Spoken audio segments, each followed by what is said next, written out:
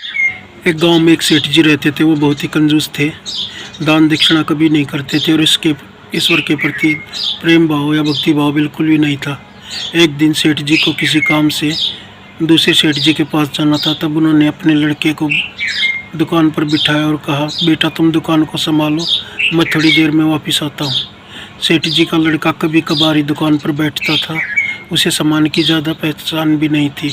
सेठ जी के जाने के बाद एक संत महात्मा जी दुकान पर आते हैं और लड़के से भिक्षा के रूप में कुछ नमक मांगते हैं। सेठ जी का लड़का बिना कुछ संकोच किए 1-2 चम्मच नमक भिक्षा में डाल देता है।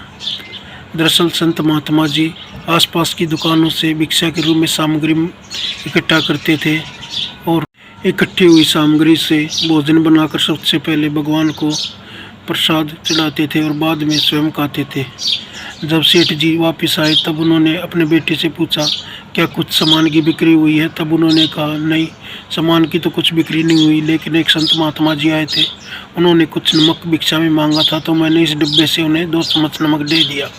सेठ जी ने जब डिब्बा देखा तो उनका मुँह खुला का खुला रह गया, क्योंकि वह नमक नहीं, जहरीला पदार्थ था जो कीट पतंगों के लिए था।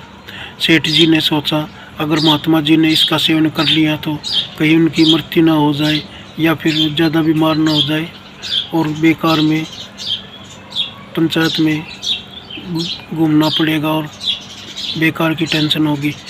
वे दौड़े दौड़े संत जी के पास गए। संत जी गांव के बाहर कुटिया में रहते थे। जब वे संत जी के पास गए तब तक संत जी ने भोजन बनाकर भगवान को भोग लगाकर स्वयं भी भोजन कर रहे थे। जब सेठ जी ने उन्हें देखा तो कुछ नहीं बोला और उन्हें प्रणाम कर वहीं बैठ गए।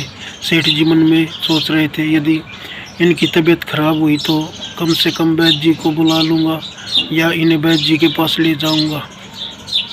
बैठे बैठे थक गए वे। देखते देखते रात हो गई और अचानक सेठ जी को नींद आ गई।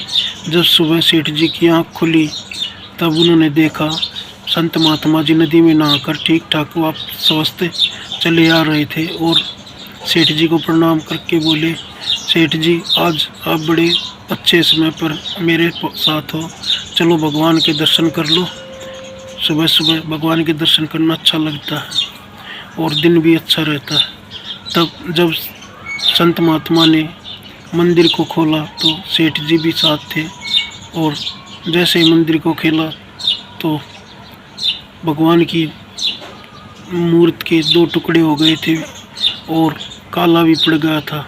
सेठ जी समझ गए जो भगवान को प्रसाद चढ़ाया था दरअसल जहर को भगवान ने स्वयं खा लिया और प्रसाद के रूप में महात्मा को दे दिया। उसी दिन से सेठ जी की आंखें खुल गई और उनके अंदर भक्ति भाव जाग गया। सेठ जी ने अपना सारा कारोबार अपने बेटे को संभालने दे दिया और स्वयं महात्मा जी के साथ भक्ति तीर्थ यात्रा पर निकल गए। दोस्तों, यदि सच्चे भाव से ईश्वर को भक्ति भोजन अर्पित करते हैं तो जहर को भी प्रसाद बना देते हैं, अमृत बना देते हैं। अपने भक्तों को कभी भी कष्ट नहीं पहुंचने देते। ऐसे है ईश्वर।